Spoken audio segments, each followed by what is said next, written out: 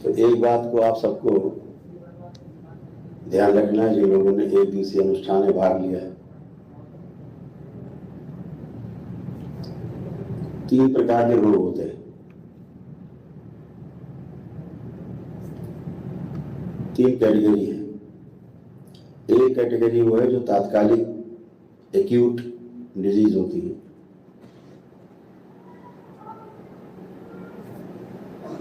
जब आप दरबार से जुड़ते हो और संकल्प प्रार्थना करते हो अपने एक दिवसीय अनुष्ठान के बाद, तो रोगों और कष्टों का जो कारण है, जो स्मृतियां हैं, वो नष्ट होती हैं। यानी जो कर्म स्मृतियां हैं, जो कर्म रोग हैं, वो आपके निष्क्रिय होते हैं, नष्ट होते हैं। तो आपको होने वाला कष्ट और समस्याएं, बीमारी भी अपने आप चली जाती है। वो करीब 150 प्रकार के ऐसे रोग हैं, कष्ट हैं, जो चले जाते हैं तत्काल। दूसरी एक कैटेगरी है, वो साध्य रोगों की है, जिनमें शरीर जो है सड़ा जल जाता है और नाना प्रकार से तमाम कष्ट होते हैं, भारी कष्ट रहते हैं। लेकिन साध्य श्रेणी में आते हैं। उनमें 3 महीने से और 1 वर्ष का समय लगता है। धीरे धीरे शरीर उसको रिवाइव कर लेता है। कष्ट चले जाते हैं, लेकिन शरीर को बनने में फिर से इतना समय, किसी को 3 महीना, किसी को 4-6 महीना, साल भर लग जाता है। लेकिन फिर से वो सर्वाइव करता है, फिर से वो उसका नया शरीर बनता है। जो औषधियाँ कार्य नहीं कर रही होती, वो कार्य करने लगती हैं। आपको जो आयुर्वेद है, इसमें बहुत महत्वपूर्ण रोल निभाता है। तीसरी कैटेगरी है जो असाध्य श्रेणी की।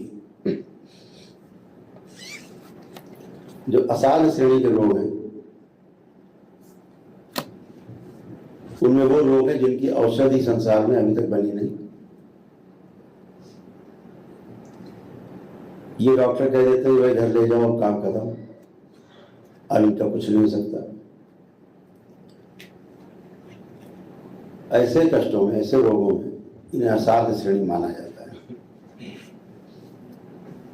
जैसे एसेंशियल ऑर्गन्स हैं बॉडी के अंदर, जो अनिवार्य अंग हैं, 5 प्रकार के अंग हैं अंदर, जिनके सेल्स मर जाते हैं, दोबारा से बनते नहीं, और वो लोग दोबारा से ठीक होता नहीं। अगर वो अंग सड़ गए तो दोबारा से नहीं। जैसे फेफड़े हैं, तो सड़ गया, गल गया तो दोबारा से नहीं बनता।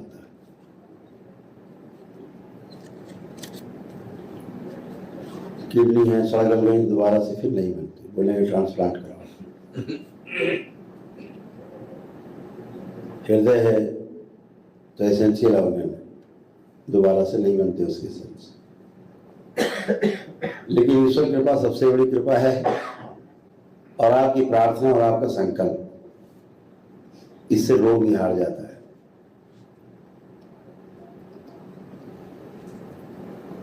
यदि आप में जीवन शेष है, आप में सांसें शेष हैं ईश्वर की तरफ से,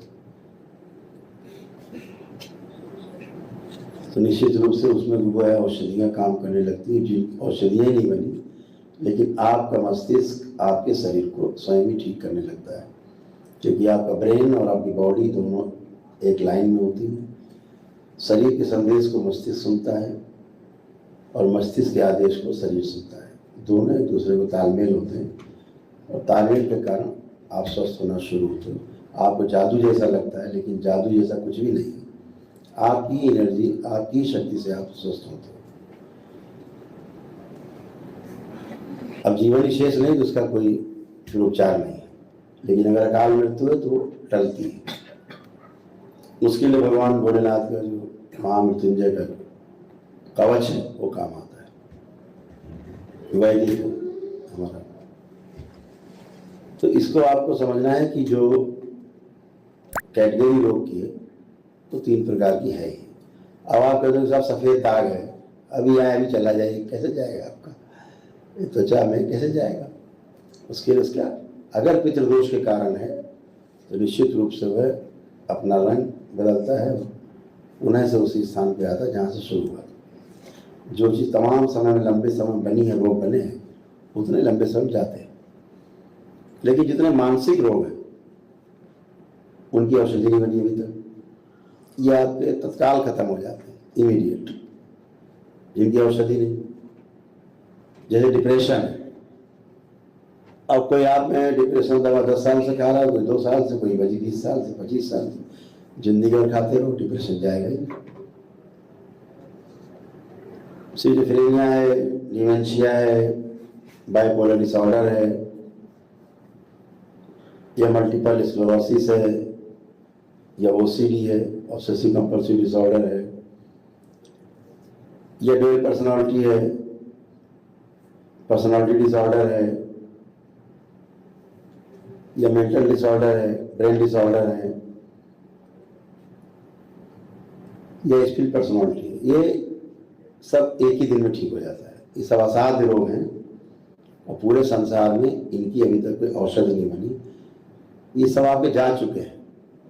अब एक छोटा सा संकल्प, उसके बाद ये सभी जा चुके जो आप लोगों ने एक दिवसीय अनुष्ठान किया है। तो कैटेगरी है लोग। अब कहते हैं कि भाई तमाम मीडिया के मित्र आए, काम 3 इंच लंबा होना में तुरंत कर दो।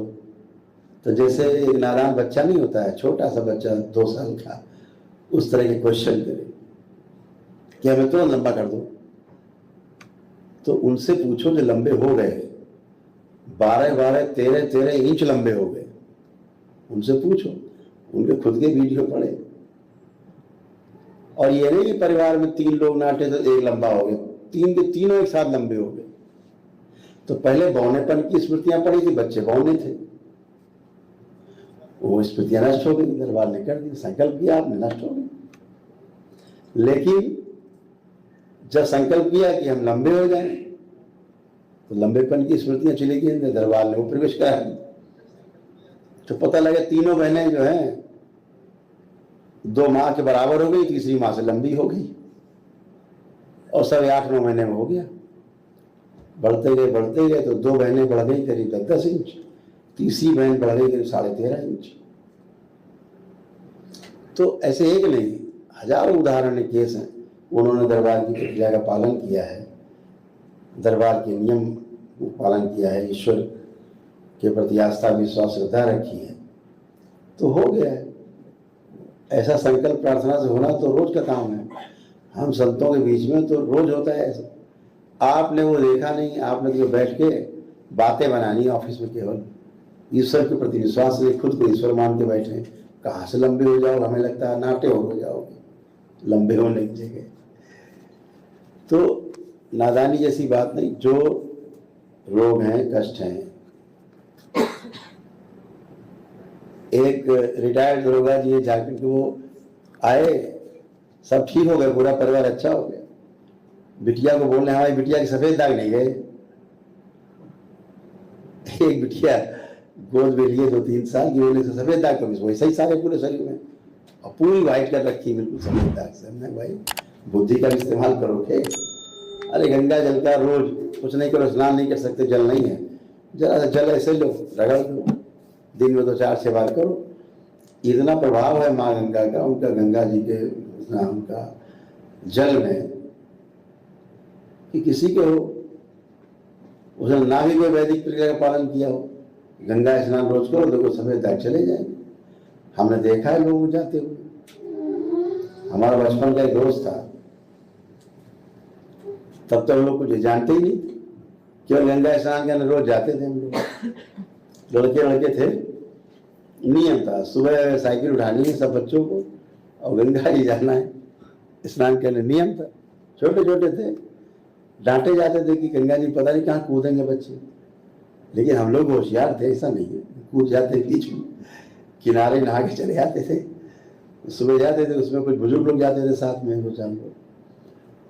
तो हमारा एक दोस्त था, उसका नाम था राम बाबू, तो उसके मत्थे पे सफेद दाग था। तो हमसे कहने लगे सफेद दाग इलाज कर जाता नहीं, तो हमने तुम मेरे से गंगा स्नान करने चला करो, चला जाएगा। हम जैसे बचपन हम कह देते लोग, हमने कह दिया, हमने एक लड़का और बढ़ेगा हमारे साथ में, स्नान इसी बहाने करेगा। और उस बचपन में देखा हमने आश्चर्य में 2.5-3 साल के अंदर उसका वो सफेद दाग बहुत बड़ा मत्थे पे तो फैल रहा था, पूरा आंखों में आ जाता, फैल के खत्म हो गया। तो हमने गंगा जी का वो भी देखा प्रभाव। तो हम सबको बता देते हैं कि भाई कुछ ना करो तो गंगा जल रखो छोटी सी शीशी में परमानेंट अपने पास, और थोड़ा ढक्कन निकाल लिया करो, सब जगह लगा लिया करो जहाँ सफेद दाग हो गया। तो औषधि है, गंगा जल महाऔषधि। तो अब भी उपाय सबको बता देते हैं, किया करो सफेद दाग वाले लोग तो उसको अतिशयोक्त मानते हैं, ऐसा कैसे हो सकता है। तो तुम्हारे अंदर पहले से शंका है, वो करना नहीं तुम्हें, और बातें बनानी है तो करते रहो। तो इतना अपने हमारे ऋषि मुनियों ने इतना अनुसंधान किया है, पूरी की पूरी परंपराएं खप गई एक एक अनुसंधान में, तब कुछ लिख करके एक पन्ना बना, और उसको हम लोग नकार देते हैं बिना जाने, बगैर समझे, बिना अनुभव किए। तो उससे कुछ फर्क नहीं पड़ता है। पाता वही है जो गहरे पानी में जाता है, जो उतरेगा ही नहीं वो क्या पाएगा। तो किनारे बैठ के गणित लगाता रहेगा तालाब के किनारे, उसे क्या मिलने वाला है। तालाब में कूद के देखो, नदी में कूद के देखो, समुद्र में, तब तो कुछ दिखेगा मिलेगा। किनारे बैठ के बहाने बनाने, अरे ये तो ठंडा है पानी, अरे तो गंदा है पानी, कुछ भी कहते रहो।